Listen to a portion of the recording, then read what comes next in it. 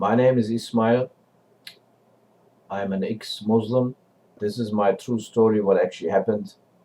And I learned during my years of my life that God works definitely in mysterious ways. He's got a plan for each of us. The things that I'm going to show doesn't make me any special than you who's viewing this. I do have my flaws. I did make a lot of mistakes in my life. I have been always questioning God. I wanted to know what He's like. I had a lot of questions. The whole picture needs to be explained. When God speaks to you, he doesn't do it the next day. It can take years before whatever He says accomplishes. This is a glimpse of my testimony. I hope you're going to enjoy this. My parents are father and mother is Turkish. They met each other in Turkey.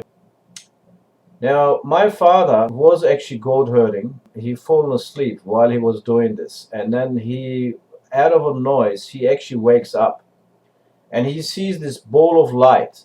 In this ball of light, he described it that it was a white ball and there was a man image inside. And the man image actually spoken to him that he was going to get married and that he should name his son Ismail. My dad actually runs to the village and tells everybody. My dad eventually did get married in Turkey. They were both from the same village. I'm sure it was a nice wedding. My parents, they actually moved over to Germany. This was before my birth. My mother falls pregnant, wanted to name me certain names. My mother would actually put a piece of paper on a board with a sticky tape and actually write down what names she actually wanted. But my dad, without even telling her anything, he would actually come and cross the names off and put Ismail there. First of all, my mother and my dad didn't know if it was a girl or a boy, but my dad was just crossing all of them and just writing my name Ismail there. And my mother didn't understand why. And he didn't even tell her anything. My dad has seen this dream. A boy sitting where there's a lot of grapes and stuff. He was actually looking towards the fields, and apparently my dad had a stick and touches and hits the shoulder of the boy. And the boy turns around and says, "Dad, don't you remember me? I'm your son Ismail. Why are you hitting me?" So he was dreaming this, and that's the reason why he realized that his first child is going to be a male and that he's going to name him Ismail, which is me. And I'm the oldest. I'm the first. When I was 4 or 5 years old, my body got burnt. And luckily my face was not burned, but I was lucky to survive because they said if I was actually in Turkey, I would have definitely died. The doctor said that I will probably have a compulsive aggressiveness to myself. They said I would be short-fused because it affected my nerves and everything else. Then 2 years later or something, when I was about 7 years old, a boy, he was actually chasing me and I was afraid of him for some reason and I was running. As I came to the lights, I ran so quickly without even looking right or left. I was so afraid that this boy is going to catch me and bash me up or something.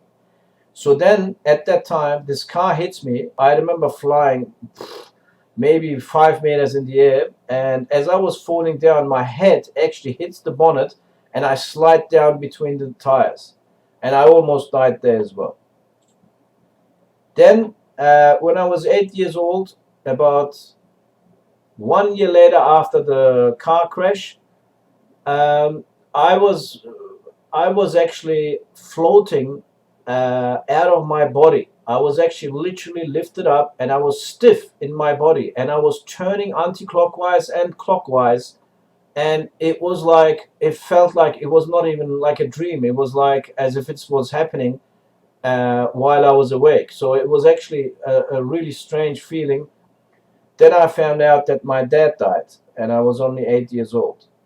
And the interesting part is, before my dad actually got sick from cancer, my mother sees the devil actually throwing the knife at my mother.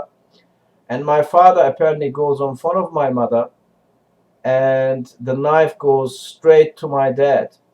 My dad got cancer and died. I turned out to be a calm, shy boy. Did still have compulsive, aggressive nature to myself about silly and stupid stuff that I sometimes get angry at, but it's very, very low now. I have changed a lot since that day. I had this Turkish friend in Germany, and he said to me, let's go to the mosque. And I said, yeah, no problem. I was about 15 years old, and he was telling me about, the deeper meaning of Allah and all this other stuff. We had a lot of discussions and everything. And I started going to the mosque with him. I was even able to spell my name in Arabic. I was learning Arabic, and I was learning the Quran at the same time. I've been there a few times, and one day the imam, which is a Muslim priest, he said, and the actual mosque door was open because it was a hot day, and we were able to hear the steps of the people who were walking past in Germany. And then the imam priest said, do you know all these people outside? They are all evil. They're all going to go to hell. And he said that because if they don't believe in Allah, they're all going to go to hell. On that day, I questioned Allah. I said, how is it that if somebody believes in God, but he doesn't believe in Allah, will he really go to hell? So after that day, I did not enter the mosque anymore. Then I traveled to Australia. Then in Australia, I'm actually seeing this. It's like a concrete wall, but this wall was not ending anywhere. The bottom was like it was a huge fall. It was like maybe 500 meters down. I was walking on this edge, and I was literally my face towards the wall. I was thinking, if I fall, I'm going to die, because on the bottom of me there was this graveyard. It was all these crosses everywhere. There was non-crosses, but most of them all had crosses in this graveyard, and I'm seeing this from the top, and I'm trying not to fall from this edge, but I can't go anywhere. And this field was somewhere in nowhere. And what happens? I actually slip and I start falling, and you have no idea how I was actually screaming as I was falling down. I fall with one foot on one cross. There was actually a cross that I actually with one foot stepped on it, and this cross started sinking in. And you had no idea how much I was screaming. And what happened is I actually pushed myself up with one leg that I had on the cross, and I pushed and swing myself upwards, and I started coming off from that stage, and I was flying in the air like a bird. It was this really, really great feeling from this place where I was actually going to die, and I just started flying. I was always wondering what God is like, what he wants, why did he create us, how did we come about, what is God like, what are spirits like, what do angels look like, what do demons look like. I was always curious since I was a little kid, and I always had these questions in my mind. Then in my another dream, I'm actually seeing this doe. It was a really young doe. It started walking in this really high grass. And in this high grass, it just turned around, looked at me, smiled at me, and started talking to me, and said, my name is, which is my wife's name, my current wife's name, and it winked at me and it jumped off. And later on, a Christian sister was telling me, what you saw in your dream is actually in the Bible in Proverbs 5:18 to 19. And that really surprised me. And I just wanted to tell you that, God actually ordains things to the people, but we just need to understand the messages. And this was the message from God that I'm going to get married. And I was only 22 years old when I actually saw this dream. Then when I was 25 years old, I actually found her in Turkey. I went from Australia and I went to Turkey and I found her. And it was that name that I heard in my dream 3 years earlier. Then my wife actually says that she saw me with God when I was sitting on his knee, and my face was leaning towards his chest. And she was saying that I was sitting on his knee and I was, and she said that God was so shiny, it was really, really shiny, and that God was huge. Even though that I was an adult, I looked tiny beside him. That God was actually stroking my head, loving me. Incredible scene. And when she told me this, I didn't think too much about it. I thought, this is amazing. That's wow. And I was just thinking it's just a dream. Then my wife told me, after we got married, I can't remember if it was in the first few months or if it was a year or 2 years later, that she was always afraid of these demons that would come into her dream, hold her hands, and that they would run away with her. They would actually take her in her dreams, and they would actually chase her. They would scare her. And since she was a little kid, she would always put her head under the blanket because she was so afraid of them. And she was always very afraid of staying home by herself. And she was also saying that these demons, they were little demons. They had really long ears, and that they would actually literally attack her, but also run away with her and holding her hands and stuff. And I was like thinking, wow, this is no good. What was actually happening to her. Then afterwards, she was actually telling me that I would actually come to her dream, and she remembers at the moment three dreams that she actually saw, but she also was telling me other dreams that she can't remember at the moment, where I was actually in one of her dreams, that I actually was calling her from this tunnel where my wife was being attacked from these demons that was surrounded in this tunnel. And apparently I was on the other side of the tunnel, calling her, screaming at her and saying, don't look at the demons, just look at me and follow me, my voice, and come towards me in this tunnel. And the tunnel was apparently surrounded with all these demons.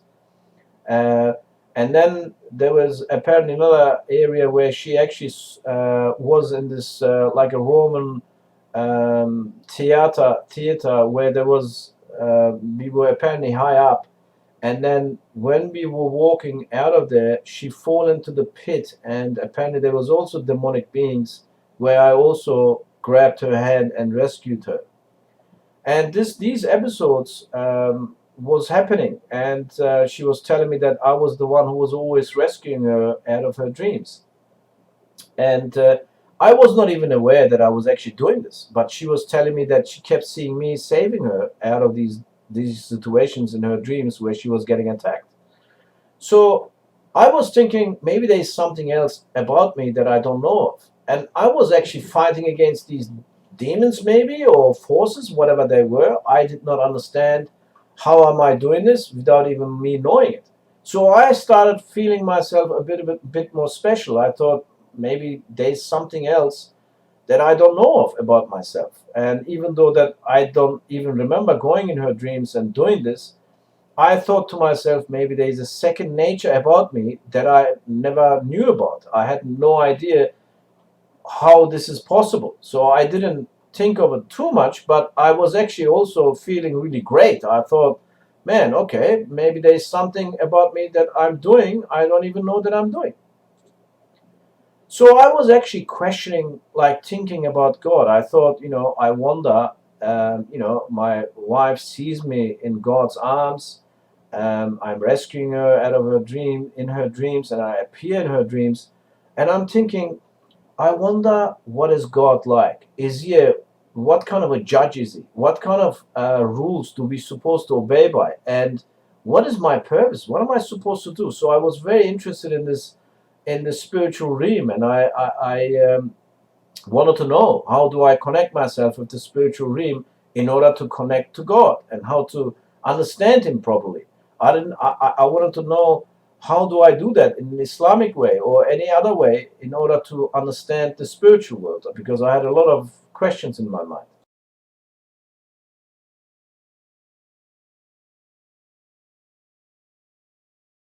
So what I did, I actually wanted to find out to see if I can speak maybe into the spiritual world. So I actually consulted this woman. She's not alive anymore at this moment, but those days she was very popular. She was probably pretty much the best one in Australia, and and I thought to myself, if I have to go and see like a white witch, I would have to go and see her. So I actually go to her place, and I go inside her shop.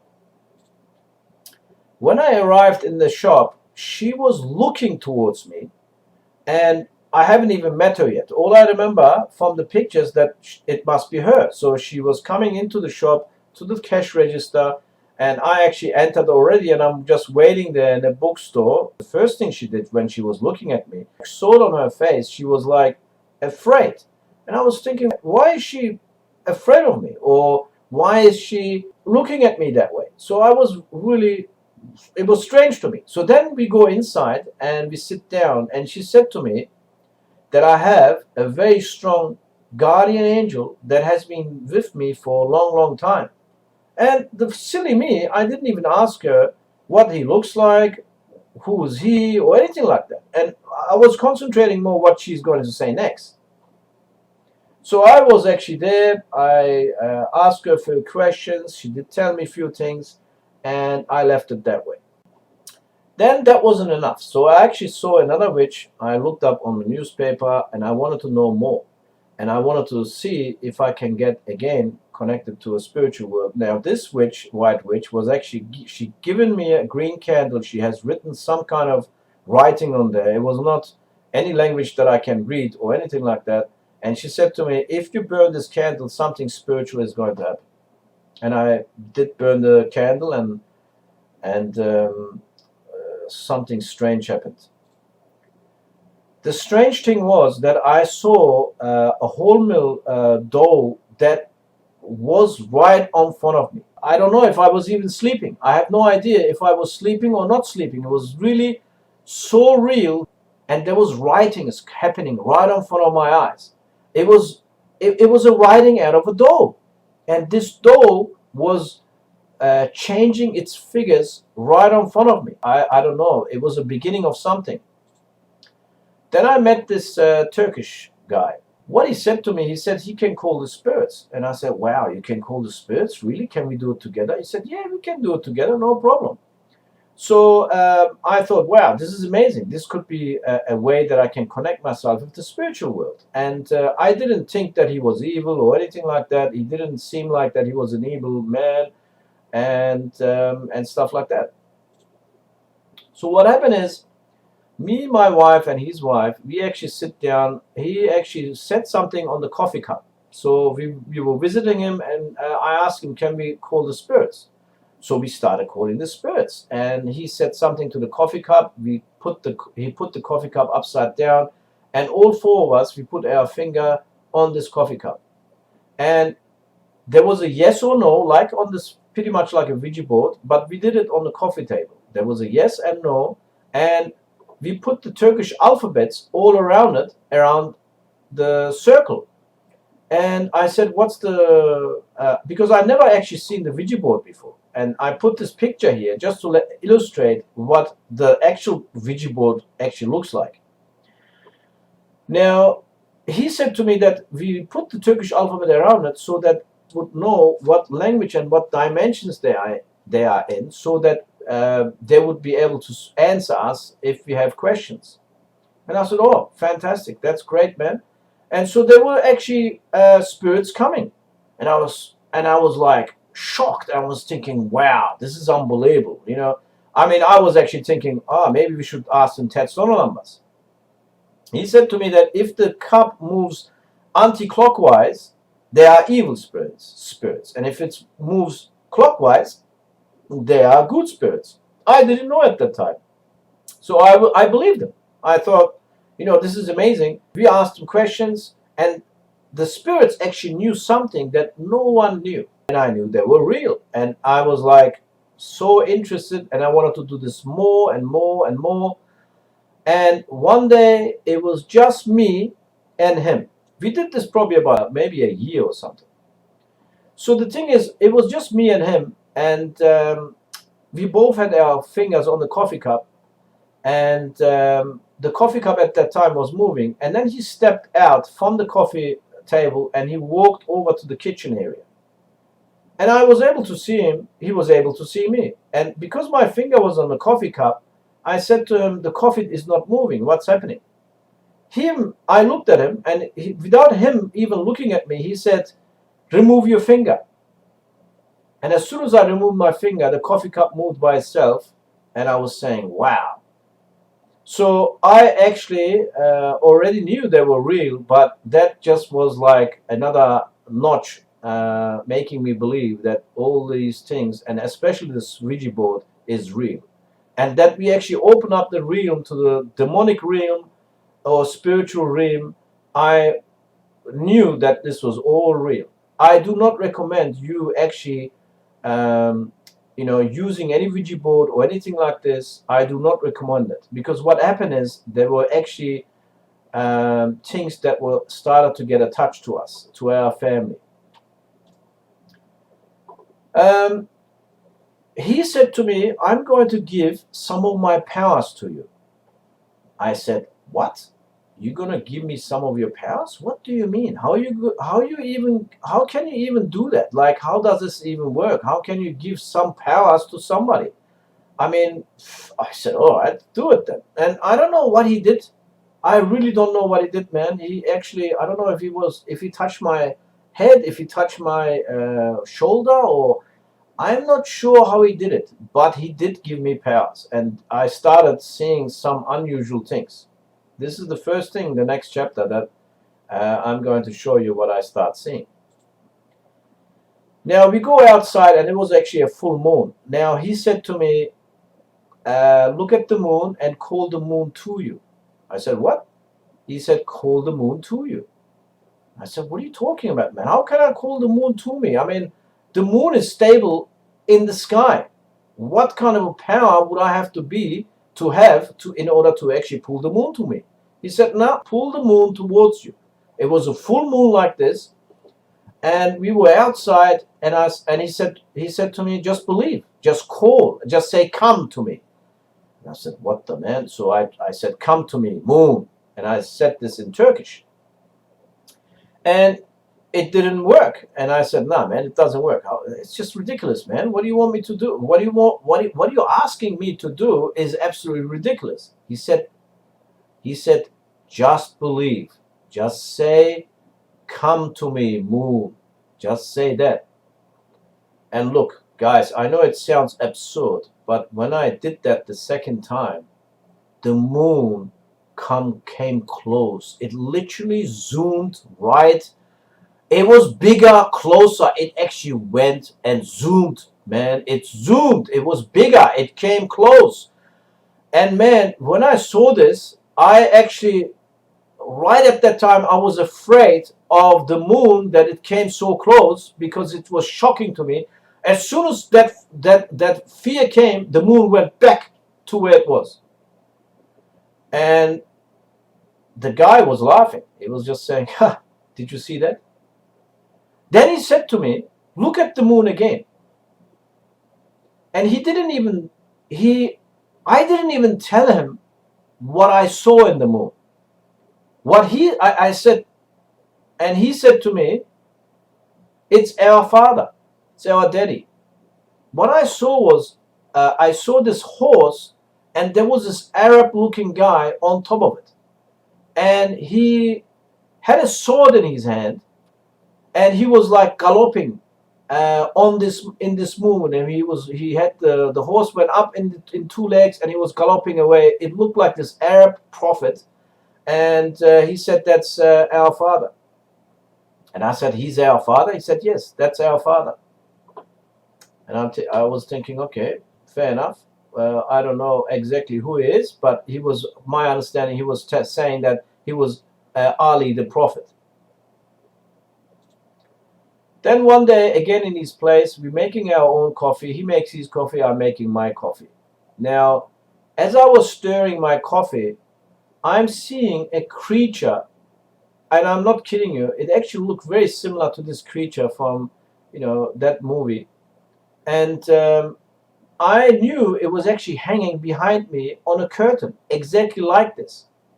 And so what happened is, I was looking at this, and I just turned around. I just turned around. As soon as I turned around, this Turkish friend at that time, he was saying to me, "You scared him off." I did not even tell him that I actually saw something in the coffee. I did not tell him. He did not even look at my coffee whatsoever. Then me and his family, we came to Turkey. My wife stayed with her parents' place, and I actually went to this boardroom place in Turkey.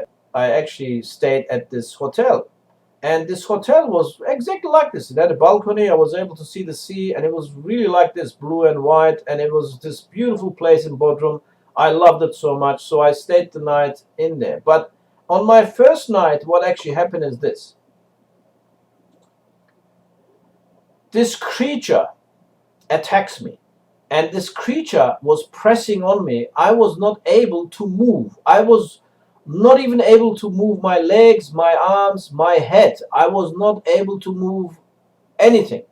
And this creature was actually suffocating me. It was actually killing me. He's literally killing me. And what happened is, I said, either I move my arm, either I'm able to move my arm, or this creature is going to kill me. So with all my might, all my strength, physical, spiritual, in my mind, I was able to lift up my right arm, and I was pushing myself to lift up my arm. And what happened is, I reached his eyes. In the beginning, it was like hard surface. His eyes was hard. And then the more I pushed, the more I realized his skull and his eye was so soft, and my finger went right into his eye. And as soon as my eye went into his eye, it disappeared, and I woke up like really scared. And when I woke up and I sit up, my finger was still on front of me, pointing towards the window where this demon came from. It just wanted to kill me. I have no idea why this demon wanted to just kill me. Then I'm walking, my wife and my one kid. We are walking on the street, going to this Turkish friend's house. It's the same Turkish guy that we did the Ouija board and everything, and we did go to Turkey together. So when I was actually walking there, I was out of the blue, I was walking in this 3 or 4, literally even 5 different dimensions. I was walking on the road, man, but I was seeing on my side volcanic eruptions. On my left side, there was volcano. And I was afraid to step there because I was thinking I'm going to burn my foot. On the other side, there was this normal world that I'm seeing this black cat hissing at me. And I couldn't understand, why am I seeing this black cat? And then I'm seeing him sitting at the place where I'm going to meet him, at his parents' place. And I'm thinking to myself, why? Where is he sitting? And I was reading his thoughts. I was able to read his thoughts while I was going there.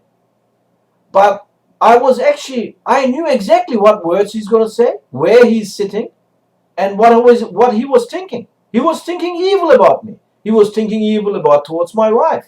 He was thinking a lot of stuff that I was able to see before I would even arrive there. And while I was walking, about probably 3 minutes or something, I'm walking in this dimension. I cannot explain it to you. I was literally walking as if I was not of this world. The world collapsed in front of me. On my left hand side, there was volcanoes. I was still seeing buildings. I was walking, even though on my right hand side, on a normal road, but yet I was also in this 3-dimensional place, and I actually lost my balance. As I was walking, I was losing my balance, and I'm thinking, what is happening? What is happening?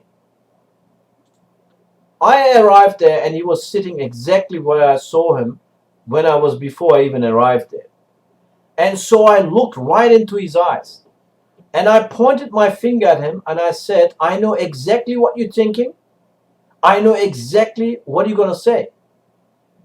And in my mind and in his mind, I was having a fight, an eye fight, and it was a battle, a spiritual battle that I cannot explain to you. I know it sounds ridiculous, but I was actually fighting in my head with him. He was fighting with me. He kind of got a little bit embarrassed. He was like surprised himself that I was able to see what he was thinking and what I knew. So I actually, every time when he opened his mouth, I actually basically finished his sentence. Before he even started, I was able to say the words that he was going to say. He was completely shocked. He didn't know what to do. And I actually warned him. I actually said, man, I know you're thinking evil. I hope you change. I hope you become better than that. Then we came back to Australia. And I'm actually, me and my wife and my kid, we're sleeping at his place. I'm actually got up. I was looking towards his door that he's going to come from his bedroom door that actually goes into the kitchen area and the living area over here.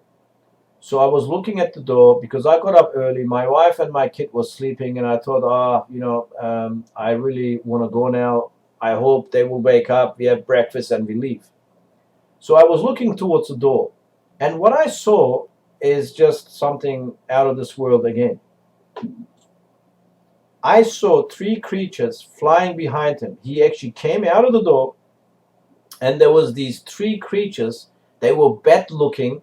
They look like humans, but they had these huge nails, fingernails and toenails. The hand and the arm, the hand and the legs, they were dangling down like this creature here. Whoever drawn this it's very accurate. And the body looked like a human, but the face, it had this like a really deformed feature to it itself, but it had this really long kind of a beak. It looked like a half raven, half bat looking creature. And every time when they swing their wings, it was the smoke coming out of them, like a black smoke. They had these really skinny kind of arms and legs, and they were all like had claws. They were like clawy kind of legs and arms. They were flying behind him. And I said to him, "What are they?" I saw them. I was like so scared. I was really terrified. So I went up to him and I said to him, "Man, what are these?" I said, "I saw them, man." And he was very nervous. He was sweating. He was pale as. He didn't tell me anything about them. Another day, I said to him, "Man, I actually don't really want to have anything to do with you anymore. I'm not going to associate with you anymore. I'm leaving, man." And what he said to me, he said, "There's two of them going with you." And I said, "Shut up. What are you talking about?" He said, "These two are going to go with you." And I didn't think of it too much. I thought he was just bullcrapping, and I didn't take it seriously at all. Then we had our second son, and I had two boys. And in the beginning, they were only little kids, like 2 years old, 1, 2 years old, and they were always afraid. For some reason, they were always afraid, and I could not figure out what that was in the beginning. And then afterwards, my kids started saying, when they started growing and they were able to speak, they were saying red eyes and scary faces. They're scaring us. They're scaring us. They're going to kill us. They're going to eat us. And I remember one of my boys. He would literally like sit up like this kid here. He was throwing fists in the air. He was screaming. He was screaming. He was dreaming, and he was not awake. Like I actually went over to him. I throw water at him. My wife came as well. She was very afraid as well. And we thinking, what do we do? What do we do? So I started slapping him. He didn't wake up, man. He did not wake up. I pushed him forcefully down to his bed for him to lie down flat, and he was like having this really dramatic bad dream. And so my other boy was also not able to go to the toilet because he even ended up seeing them in a daylight. He was not able to go to the toilet for about a year. And what used to happen is they were so afraid. They used to come to our bed every second or third night, and they would say, red eyes, scary faces, they're going to kill us. My wife thought, oh no, they're probably having a bad dream. And I kept saying to my wife, yeah, but how can they see the same dream over and over and over? It can't be a dream. These are demons. And I completely forgot about what this guy, a Turkish guy, said years back, saying, there's two of them going with you. I didn't even think about it at all at that time when this was happening. And I couldn't understand where these demons coming from. Why are they attached to us? I had no idea. And my kids were so afraid that they would actually share their beds together. They just were always afraid. Always. Every morning when I go to their bed, after them being afraid and I put them back to bed, I always used to see them that they were sleeping together in the same bed, even though that they had separate beds. And they were so afraid all the time. I didn't know what to do. I didn't know how to fight them. I had no idea what to do. And, my kids started saying, red eyes and scary faces. I can only imagine, estimated that it must kind of look similar to this. But what they were doing sketches. They were saying red eyes, scary faces. Now, every time when they used to do this kind of stuff, I used to rip it off, saying this is demonic, this is no good. Maybe they should not keep these. So I was always ripping them off, and we never ever shown them any horror movies whatsoever. And I don't. This was definitely not something that they out of the blue imagined or anything like that. This was real. This was actually happening. And I was powerless. I didn't know what to do. I had no idea what to do. So what I did, I started praying the Islamic way. I started praying, to the prophets. I was praying to Allah. I was praying to Muhammad. I was actually praying to everybody. I even called Isa Messiah, which is Jesus Christ, in Islamic way. I said even to him, I said, please come help me. I really need to get rid of these things. And I didn't know what kind of a force I was against. I had no idea. So I was just praying, hoping that I will be able to get rid of them with the prayers. I tried many different things. I even went into Vika on the end. This was like taking too long. It was like 4 years or 5 years. I tried to get rid of an Islamic way. They didn't go away. So I was going and thinking maybe I should do some other stuff. But none of them worked. I started putting Quran verses on the doors of my kids, and I was actually looking at another website. I tried to find out answers. How do I get rid of demons? Because they were invisible. I was not able to see them. I don't know how you kill, or how do you get rid of things that are invisible and they're attacking your kids? How do you do that? I had no idea. So my hope was in the Quran. I was reading.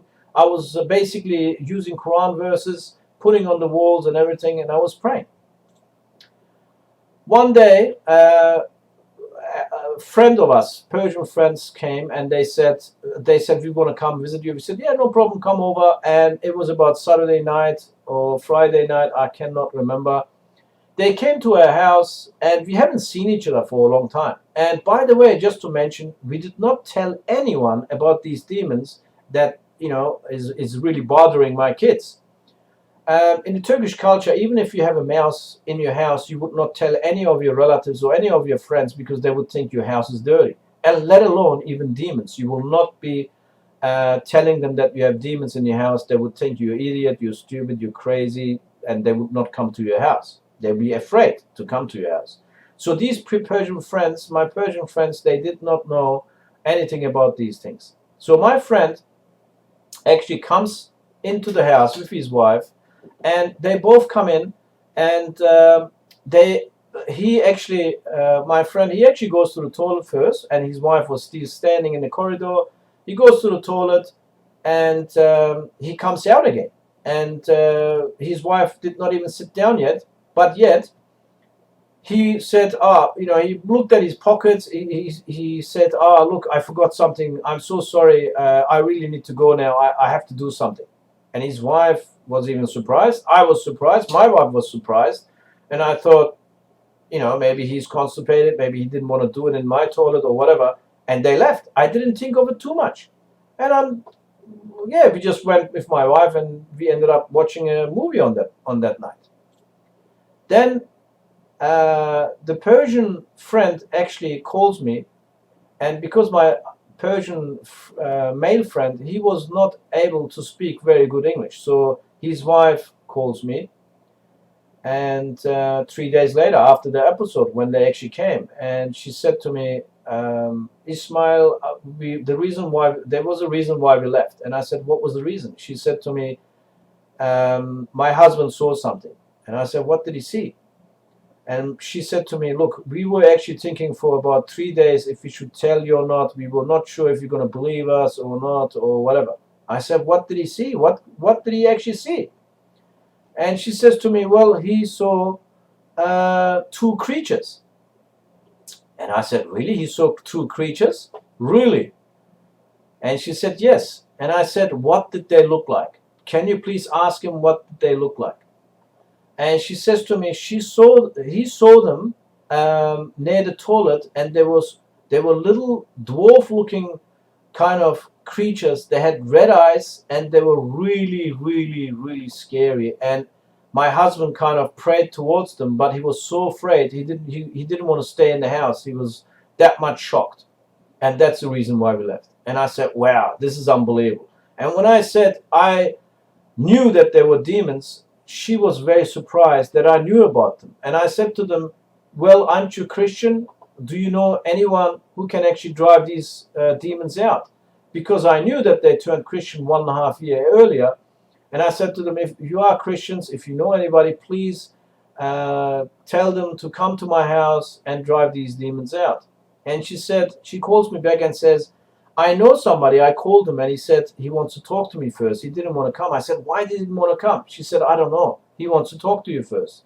And she said to me, she gave me an address. She said, come to this place and we will be there as well. And you come and he wants to talk to you. I said, okay, no problem. So they gave me an address, and I'm thinking that I'm actually going to the church, because she did not mention if it was a house, if it was a church. I had no idea. So in my mind, as I was driving there, this was rolling in my head. I was thinking, I'm going to see a priest. He's got a long beard, he's got a beard and a head. He's got a chokanaka cross on him, on his chest.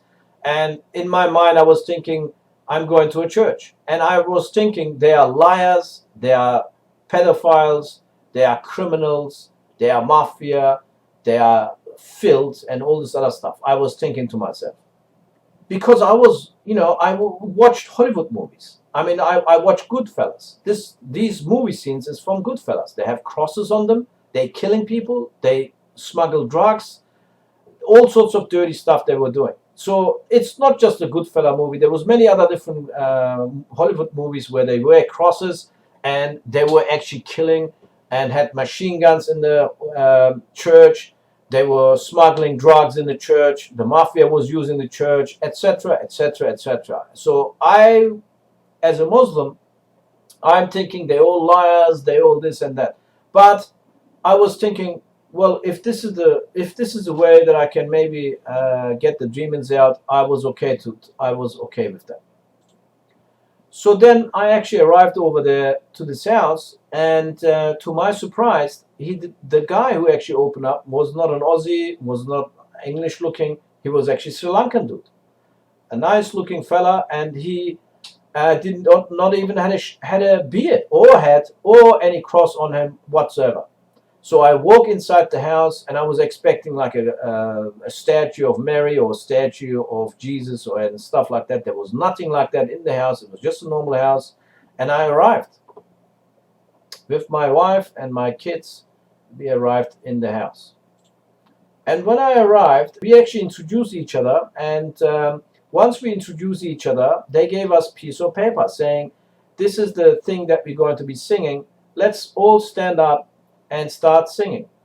And they gave us these paper for me and my wife, and they said, if you want to sing together, let's do it, and let's stand up first. I think that this Sri Lankan guy's impression was that our friends actually told us about Christianity, or that They must have told us what we might be doing or anything like that, but they didn't. They didn't tell us anything. We didn't even know what to expect when we arrived there. So we standing there, and this guy's he got up his guitar and he was singing the Hosanna song, Christian song.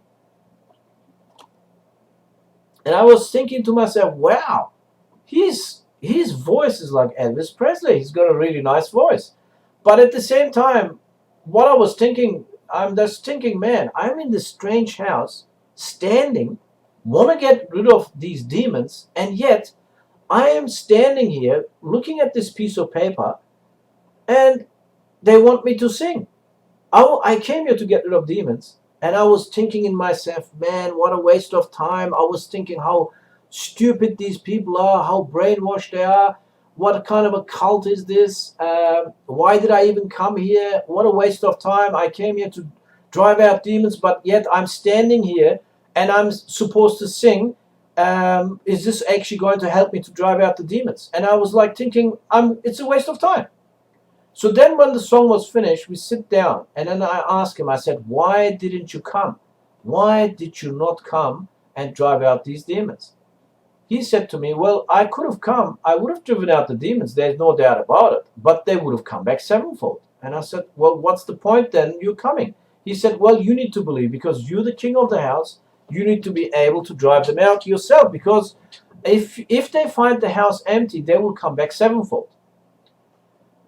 And I was asking him a lot of questions. He was so nice, so soft, and so gentle, and so patient with me. Even though that some of my words were a little bit more aggressive, I remember, and he was still very calm, and he was very reserved, and he answered all my questions. And in my mind, I was thinking, I wonder if, in order to accept this prophet, because he was telling me and explaining me things, he was saying that Jesus Christ went to the cross.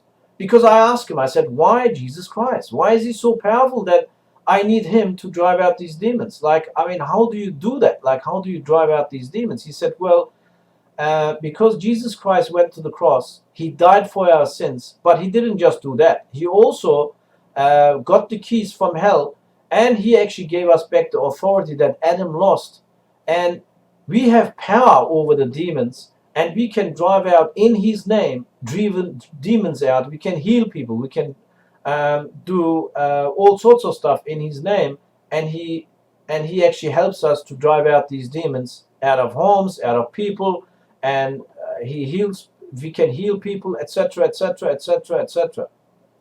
And he was telling me all these things. He said, because of Jesus Christ, we are able to do this. And in order for you to do and to drive these demons out, you need to believe in him, and you need to accept him as your Lord and Savior. And I said to him, but, and in my mind, believe me or not, I was actually in a battle. My mind was in a battle. And I was like thinking, but he's just a prophet. Do I need to accept him as a Lord and Savior in order to save my kids, in order to get rid of the demons? My kids are not sleeping. And my friends see these demons. My kids see these demons. And do I need Jesus Christ in order to actually get rid of them? And I was like in a battle in my mind. I was like tearing apart. He was talking to me at the same time. While he was talking to me, it was like he was talking to me and he was telling me that he's the Son of God, he's God and stuff. It didn't register in my mind. Like when you're actually watching something on TV and your wife is talking to you, you're saying yes to your wife, but you're not really concentrating what your wife is saying, but you're concentrating more of what's happening on front of your TV and the show that you're watching. It was exactly like that. So I was actually really not concentrating fully what he was saying, because in my mind it was going, the images was going in my mind. I was thinking, so that means I have to accept a prophet like this? It didn't register, but it was a big battle in my mind. So on the end, I said, all right, let's do it. I really didn't care. I actually didn't care. He could have been a Satanist, he could have been a Buddhist, he could have been a Hindu, he could have been any other religion or belief. He said to me, and in my mind I was thinking, okay, let's do this. Whatever we need to do, I will do it.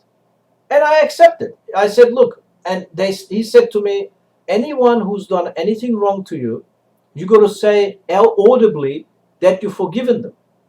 And I asked him, I said, why do I have to forgive those people who did something bad to me? Why do I have to do that? He said, well, if you do not forgive those people who has done anything wrong to you, and you got to say it loudly or out loud, you can't say it inside you so that the devil hears you, that you're releasing them. And I couldn't understand, because he said to me, if you do not forgive those people who did bad stuff to you, the devil can have a hold on your life. And I said, all right, no problem. So I was actually saying these people's names, and I said, I forgive you, I forgive them. And then they prayed on me. And I when they prayed on me, something happened. I felt this crazy warmth, like fire and like water.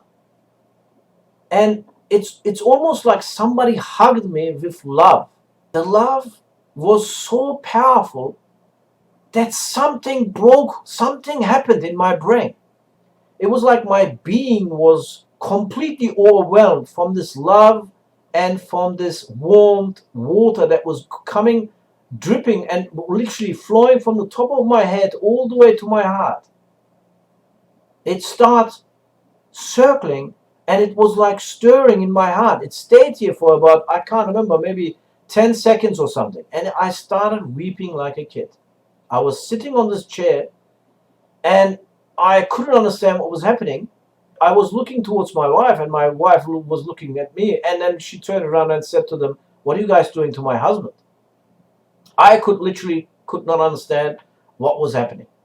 I was like, from the top all the way to my toes, I felt like I'm having a warm, hot shower. My whole being almost like is getting renewed, including my skin, my heart, my mind. It was just this incredible feeling that I went through. He said to me, you go home and we're going to come back 2 weeks later. They gave me a Bible and they said, read John first. He said to me, when you go home, this is what you got to say. You have to say, in Jesus Christ's name, I command you to leave my house. You have no authority and you are not welcome in my house. Get out of my house. A simple prayer like this. And I read, I think, a little bit about the John, and I put it aside afterwards because I was still testing God, if Jesus is really the way or not. And in my mind, I was thinking prophet, because I thought, he's just a prophet. Maybe I have to accept the prophet this way in order to use his powers and stuff. So I was actually praying for my kids. I was praying what Ian, the brother Ian, was actually telling me. And I was hoping that whatever light is in there, in this Bible, that I might be able to have the power to drive out these demons in his name. This is what I was thinking. And in my mind, still, even then at that time, I haven't really, even though that I said yes, when I actually accepted the Lord in my heart, I was accepting him as a prophet. I thought maybe you got to do this ritual in order to accept Jesus Christ to be able to drive out these demons. So I haven't really fully given myself to the Lord yet at this time. But I was praying like the way how the brother Ian was telling me. He said, in Jesus Christ's name, get out of my house. You are not welcome here. You have no authority here. Get out of my house. Then, literally before these Christians came, about maybe 3 days before, 4 days before, I'm not sure, before the 2 weeks was up, my kids, both of them, actually came to our bed again, and they were afraid. And I said, okay, Jesus doesn't work. My kids came again. Jesus is not working, so my prayers were useless and all this other stuff. Then I thought to myself, the thought came in my mind, asking my kids, have you actually seen these demons again? They said, no, Daddy, no, Baba. We actually thought, because we haven't seen them for like so many days, we thought that this time when they come, this time they're going to eat us. They're going to kill us, 100%. And I said, oh, maybe Jesus is still working. So I actually put them back to bed. Then the Christian guy came. He came with his family. He came with his guitar. And my Persian friends also came. He had this oil that he actually prayed on before. He actually asked us to put crosses on the windows, and we actually did that. And he said, he was going with the guitar and the water, room to room. I didn't mind holding hands this time, believing that these demons are going to go. My kids started sleeping fine. I was really interested to see what's going to happen next. So then, after my brother Ian actually left with his family, the next couple days, I was actually starting to pray again. And I was praying in the bedrooms of my kids. And the kid my boy, who was actually mostly afraid, who could not even go to the toilet, he said to me, Dad, why don't you call the holy man again? And I said, why? Which holy man? What are you talking about? He said, the holy man, when he came, he said that they were afraid of the light and they ran away.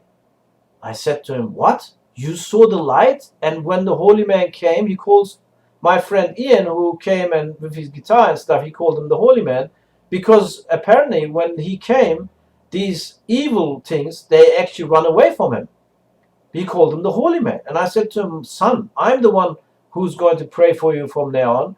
But I was thinking, why is Jesus so powerful? Why? I was thinking to myself, what kind of light, what kind of power does Ian have that actually drove out these demons? My son saw the light, and he was saying that these demons run away when they saw this holy man. And I was thinking to myself, why is Jesus so powerful? That's when it ticked, and I was actually thinking to myself that this God that Ian believes and that I thought it's just a prophet can't be just a prophet. There is this light that the demons run away from. So then I started reading the Bible thoroughly, like the John sections. And the second time when I actually put my eyes onto the Bible, the alphabets lifted up from the pages, and it was going into my eyes, through my eyes. It was lifted up in the air, the alphabets lifted up in the air as I was reading John. And I finished all the Johns. John 1, John 2, John 3. I finished all the Johns. When I was reading, I was thinking to myself, I didn't just believe in him as a prophet. I believed in him as a God's son and as a God. And I was thinking to myself, what am I doing? What's going on? And so I was reading in the Bible that he loved me first. He's the only way, the truth, and life. And something was happening to me. I was changing. My whole being was changing. I was first time starting to see a light in my life. And I was thinking, all these years, what I was believing in was a lie. It was absolutely a lie. And I was thinking to myself, Jesus must be Lord. He must be God.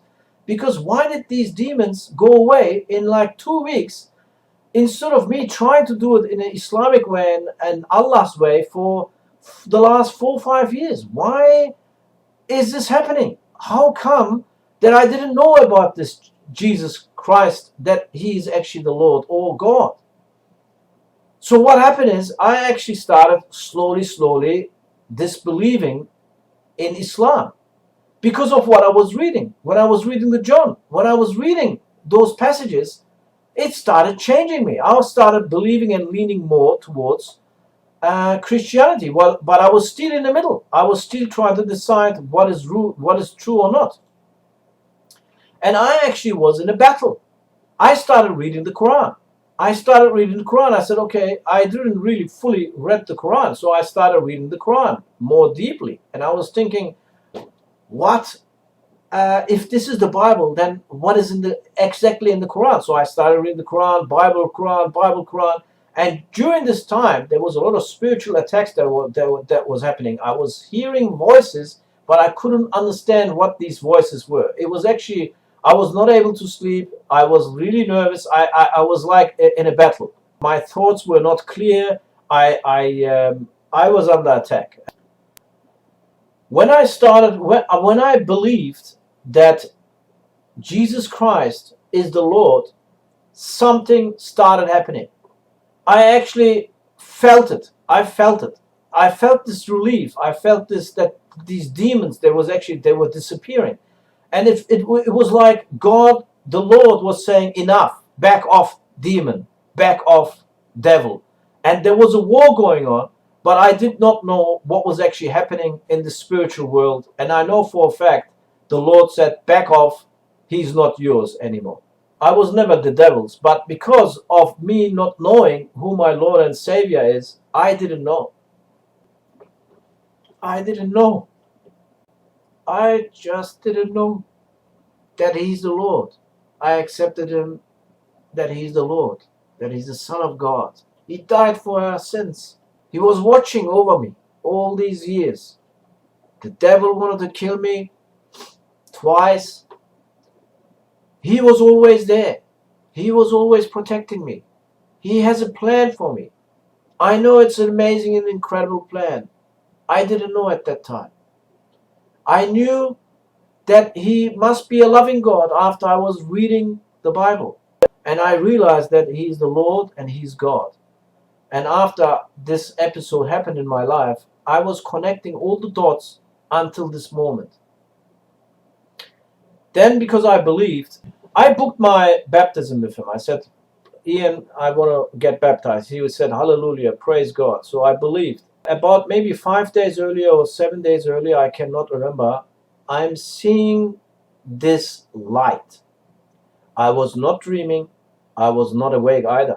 I cannot explain in words. My eyes were half open. I tried to see this light. This light was speaking to me, not in words. It was more that it was speaking right into my head. And it was saying, don't lie, don't steal, don't commit adultery, don't do this, don't do that, don't do this. And I tried to, and I remember saying, I remember doing yes, yes, yes, yes. And I was twitching my eyes really quick and fast. And I was looking into this light. I tried to, it was actually two of my hands. I tried to look, trying to cover most of the light from my eyes so that I can see who's speaking to me behind the light.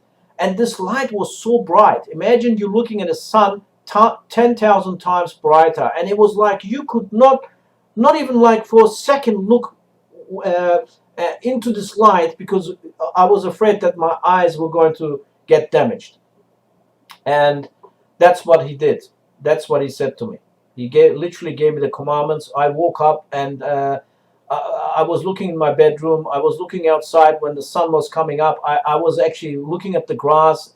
Everything was like glittery. Everything was shimmery. I was for 3 or 5 days. I was literally like looking at things and it was all sparkling. My whole bedroom was sparkle. Everything was sparkling. It was just an amazing feeling. And I said to my wife, God just spoke to me. God just told me. In the Bible, it actually says you must be born again. Jesus Christ says, my Lord, he says that. But what it actually means in the original, it says you must be born from above. So many people think that the baptism is actually just a symbolic. It's nothing, doesn't really mean anything. It is not true. That's the devil's plan to make sure that they will not know the power in terms of when you go in the water and you come out. That's when you go in the water and you come out. That's the time when you become the adopted child of God, the adopted daughter and son of God. That's when you come out. That's the time when God sanctifies you. That's the time you become one of his. When you have the time to get baptized, you should get baptized straight away. After my baptism, I started learning about Christianity more. I finished the John sections that I mentioned, and I started going to Bible studies and stuff, and I started meeting other Christians, and I was telling them, man, where were you guys? I never knew that you guys even exist. And they said to me, we are not Orthodox, we are not Catholic, and I didn't even know what the difference is. I have no idea. We are not Jehovah's Witness, we are not Mormon, we are not this, we are just Bible-believing Christians, born-again Christians. I said, why didn't any of you guys give me any tracts? Why didn't you guys ever tell me, look, this is the truth, the way, and the life, and this is what Jesus said, and etc., etc. So, and then they were saying to me, look, Jesus came to me, Jesus spoken to me. I actually met two pastors. They said Jesus came to us. They actually spoken to me, and that they became pastors because the Lord actually told them that they have to be pastors. And I said to them, man, you think I'd be able to hear him and see him? And they said, yeah, you just, you can just ask God. I mean, God comes to Christians in different ways. So after my baptism, I was actually looking up in my bed before I closed my eyes. I said, God, can I see you? I want to hear you. I want to see you too. Will you come and show me yourself? And 2 weeks I was praying like this just before I went to bed. And the same kind of a light happened. And the light, actually this time, it actually said, this was a beautiful, amazing, incredible voice. It was a voice. He said to me, I can hear you. I can hear you. I can hear you. And this voice had water, thundery water, triple or maybe triple voicey, multiple voice, an echoey, incredible, awesome voice. And I only knew afterwards that my name Ishmael actually means God hears. And he was literally just saying, I can hear you. So my name from the beginning, when I believe it was my Lord that appeared to my father in the beginning when he was 14 years old, that he actually told my dad that he's going to have to call me my name Ishmael because God is going to hear me, or whatever the reason exactly is for my God's plan. But this is my testimony, guys. He is real. Demons are real, angels are real, and Jesus Christ is my Lord and my Savior. I love him.